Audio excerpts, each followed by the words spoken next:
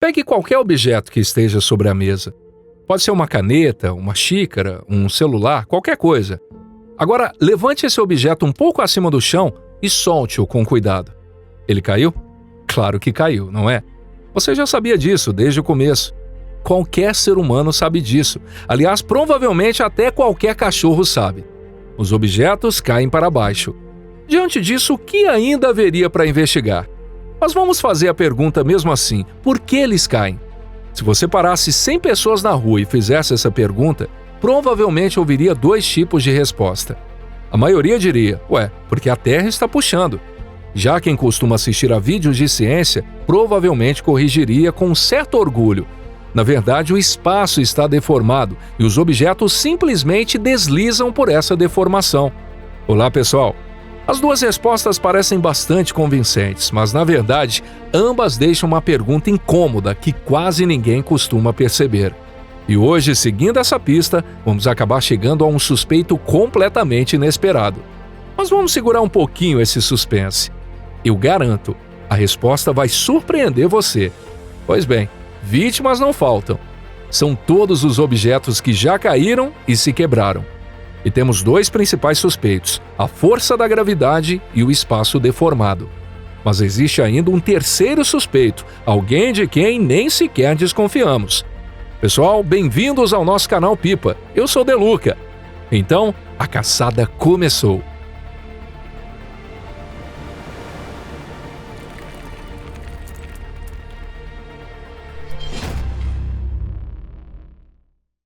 Suspeito número 1. A força da gravidade.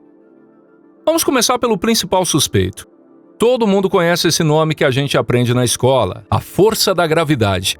Até uma criança sabe que a Terra atrai os objetos.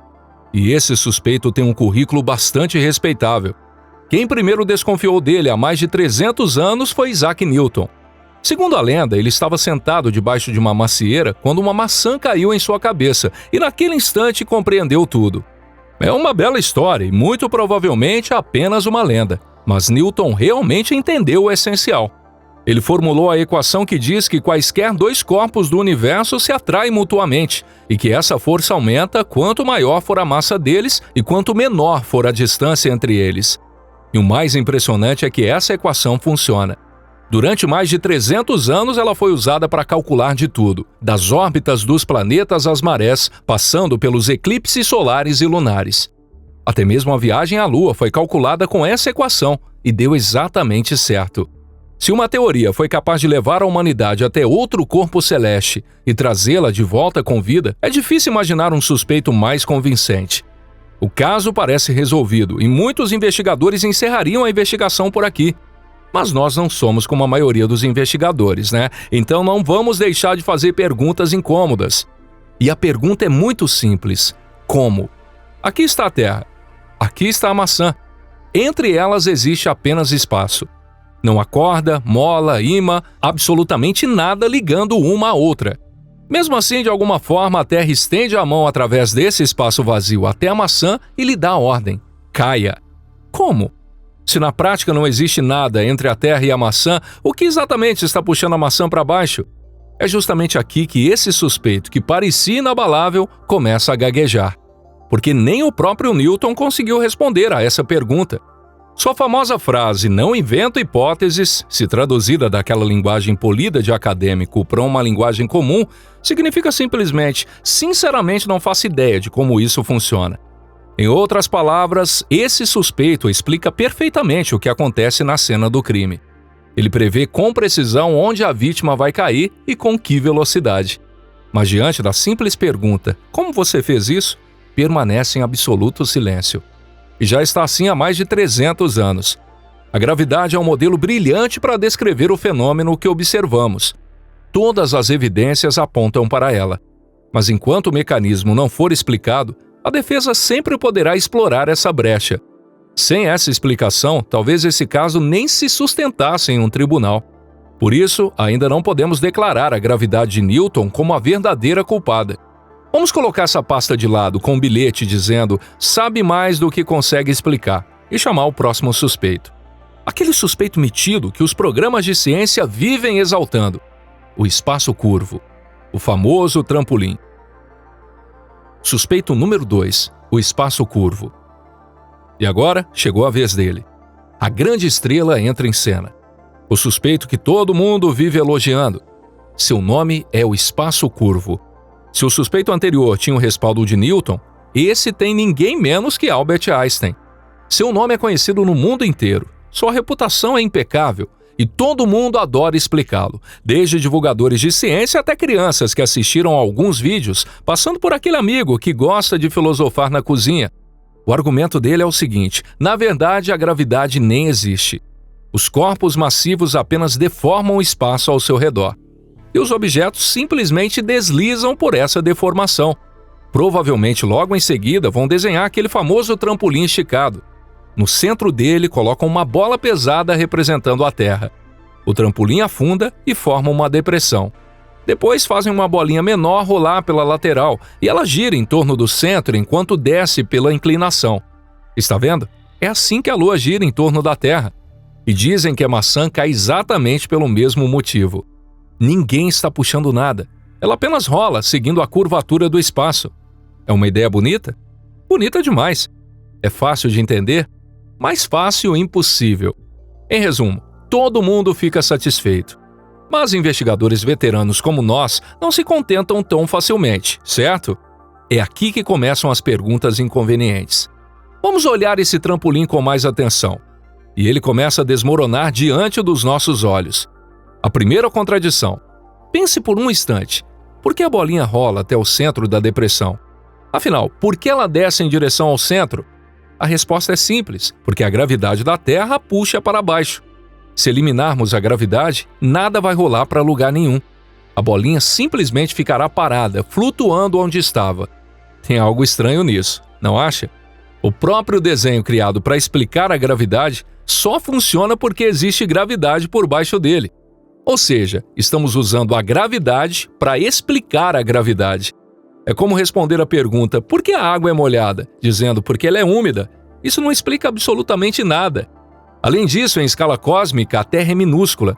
A deformação que ela provoca no espaço ao redor é extremamente pequena, longe de formar um buraco ou uma depressão como no trampolim. O tecido permanece praticamente plano. A próxima contradição é um pouco mais sutil. Para que uma curvatura atue, ela precisa de algo para curvar. É preciso haver uma trajetória, um caminho a ser seguido. Seja um feixe de luz passando perto da Terra, seja uma estação espacial viajando em alta velocidade em sua órbita, ambos possuem uma trajetória no espaço e a deformação simplesmente desvia esse caminho. Até aqui nenhuma dúvida. Agora vamos voltar à maçã. Você apenas a segura na mão e depois a solta. Nesse instante, que trajetória a maçã possui? Nenhuma. Ela está parada no mesmo lugar, não está indo para lugar algum. Sua velocidade é zero. Não existe trajetória para ser curvada.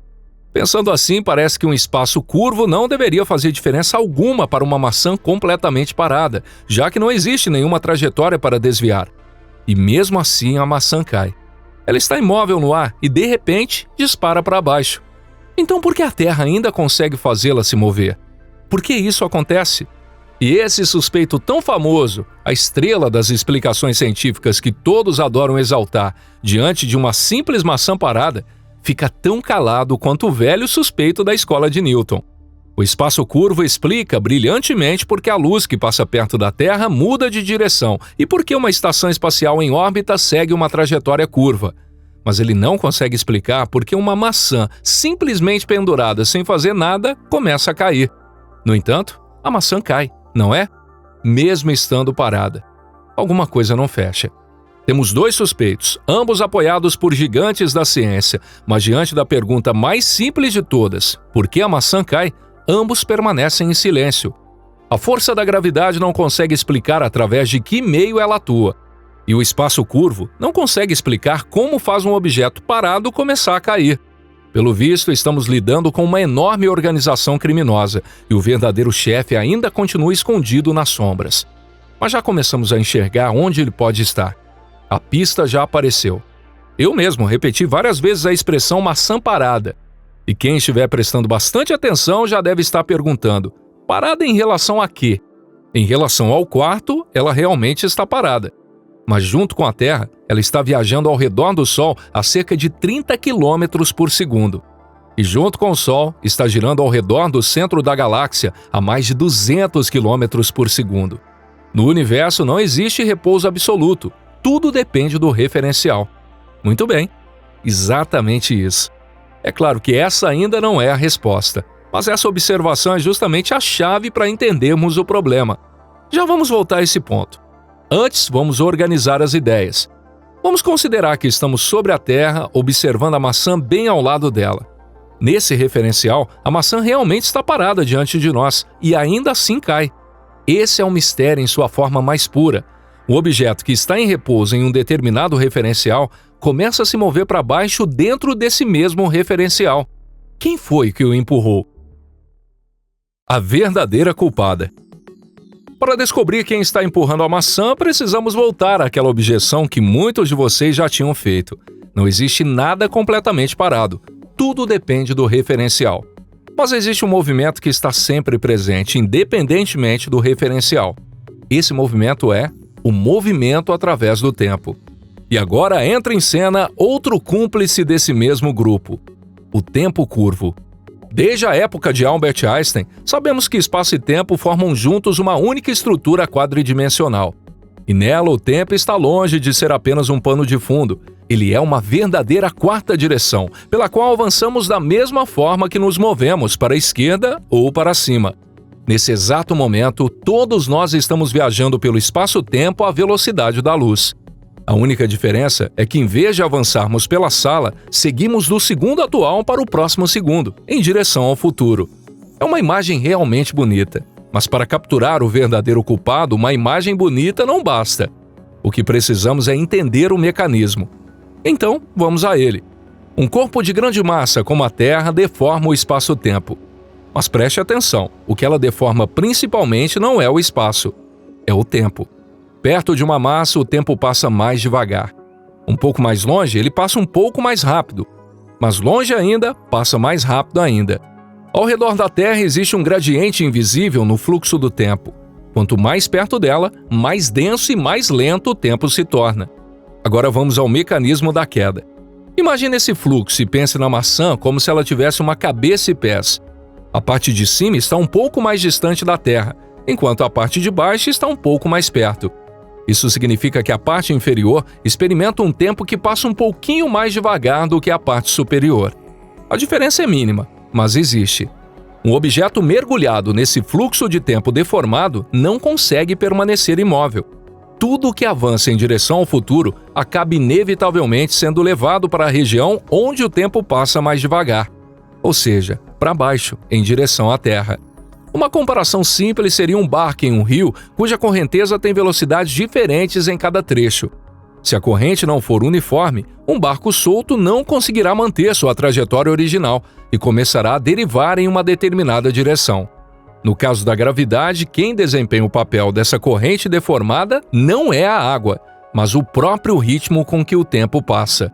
Quanto mais perto da Terra, mais lentamente o tempo passa. Quanto maior a altitude, mais rapidamente ele passa. Como consequência, a trajetória de um objeto livre acaba se curvando em direção à região onde o tempo passa mais devagar, ou seja, para baixo. Agora já conseguimos enxergar o verdadeiro culpado pela queda da maçã. A maçã não cai porque está sendo puxada por uma força gravitacional, nem porque está rolando sobre um espaço curvo. Ela cai porque a Terra desacelera o tempo ao seu redor, e tudo que avança rumo ao futuro acaba sendo conduzido para a região onde o futuro chega mais lentamente. E observe como essa teoria resolve ao mesmo tempo aquelas duas contradições. Na gravidade de Newton, não havia explicação para saber através de que meio a força alcançava a maçã. Aqui, porém, nada está estendendo a mão até ela. Não existe força alguma, apenas o tempo ao redor está deformado. No exemplo do trampolim, não era possível fazer um objeto parado cair. Aqui, porém, estar parado não é problema. Por mais imóvel que a maçã esteja no espaço, ela continua sempre avançando no tempo. E é a deformação desse fluxo temporal que a conduz. Imagine dois relógios atômicos extremamente precisos. Um está no chão e o outro sobre uma prateleira um pouco mais alta. O relógio que está no chão, por estar mais próximo da Terra, fica ligeiramente atrasado, porque ali o tempo passa mais devagar. É uma diferença minúscula, mas absolutamente real. E mais impressionante ainda, isso já foi medido em laboratórios comuns como a diferença de altura inferior a 1 metro. Na verdade, durante toda a sua vida, sua cabeça envelhece um pouquinho mais rápido do que seus pés. É verdade. E se você pensa que isso só acontece em laboratórios, pegue o seu celular. Você usa GPS, não usa? Ele recebe sinais de satélites que estão muito acima da Terra, onde o tempo passa mais rápido do que aí, no seu bolso. Se os engenheiros não conseguissem constantemente essa diferença no fluxo do tempo, o GPS deixaria de funcionar corretamente. E o erro não seria de alguns metros, mas de quilômetros. Perto do meio-dia, ele provavelmente já estaria guiando você para a cidade vizinha. Se o GPS funciona corretamente, é porque essa diferença no fluxo do tempo é corrigida. Resumindo em uma única frase, encontramos o chefe da organização. Esse chefe é o tempo deformado. Ele esteve diante dos nossos olhos o tempo todo, mas nós continuávamos desconfiando de outros suspeitos. Caso encerrado. Ou será que não? Anotações do investigador. Cá entre nós, na verdade o caso ainda não terminou. Afinal, ainda não encontramos a resposta para a pergunta mais importante, que era justamente o motivo de termos iniciado essa investigação. Talvez tenhamos identificado o líder da organização, mas todas as evidências indicam que o verdadeiro mandante continua escondido. Agora sabemos que a maçã é conduzida para a região onde o tempo passa mais devagar. Mas por que justamente para lá? Por que não para outra direção? Nesse ponto, o correto seria interrogar mais um envolvido. O princípio da ação mínima. Quase como o pupilo mais brilhante de Richard Feynman, embora não tenhamos conseguido responsabilizá-lo no caso anterior, talvez ele seja quem mais saiba e mais consiga explicar. Então, afinal, quem é ele e o que diz esse princípio? Em poucas palavras, é o seguinte: se um objeto estiver livre, sem ser sustentado, empurrado ou puxado por ninguém, ele seguirá o caminho mais natural possível dentro do espaço-tempo. Na teoria da relatividade geral, esse caminho recebe o nome de geodésica. Não se trata de uma depressão por onde a maçã rola, nem de uma mão invisível puxando-a para baixo. É simplesmente a trajetória natural do movimento livre. Enquanto você segura a maçã, ela não pode seguir essa trajetória, porque sua mão está impedindo continuamente sua queda livre. E quando você a solta, não está lhe dando uma nova ordem, apenas deixa de atrapalhá-la. Essa trajetória livre possui ainda outra propriedade matemática surpreendente. Ela está ligada ao valor máximo do tempo próprio. Em termos mais simples, se colocássemos um relógio perfeito na maçã, seria justamente nessa trajetória que ele registraria a maior quantidade de tempo.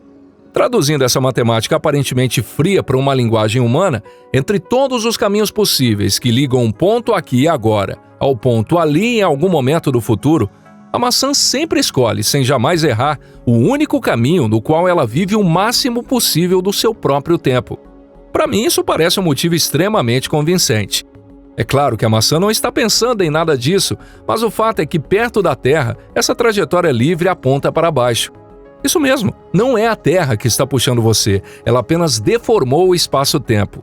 E você, assim como tudo o que existe no universo, simplesmente pensa: quero viver um pouquinho mais. Olhe mais uma vez para a xícara que caiu. Ela não foi vítima da força da gravidade. Você apenas soltou a xícara e ela seguiu a trajetória na qual seu próprio tempo transcorre pelo maior intervalo possível. Ela se quebrou porque, por acaso, esse caminho terminava no chão. É uma filosofia bonita, talvez até um pouco emocionante. Mas isso não passa de nossa forma humana de enxergar o mundo, sempre procurando dar significado e motivação para tudo. A física não funciona assim. Então, o que acontece se perguntarmos por que a natureza, desde o voo de um fóton até a queda de uma maçã, sempre escolhe justamente esse caminho? Se você perguntar a um físico teórico, provavelmente ele responderá com orgulho: porque é a mecânica quântica. Segundo Feynman, as partículas experimentam todos os caminhos ao mesmo tempo, mas em todos os trajetos onde a ação não é estacionária, as ondas quânticas acabam se cancelando mutuamente, restando apenas um único caminho. Mas até isso é apenas uma bela ilusão que parece uma resposta.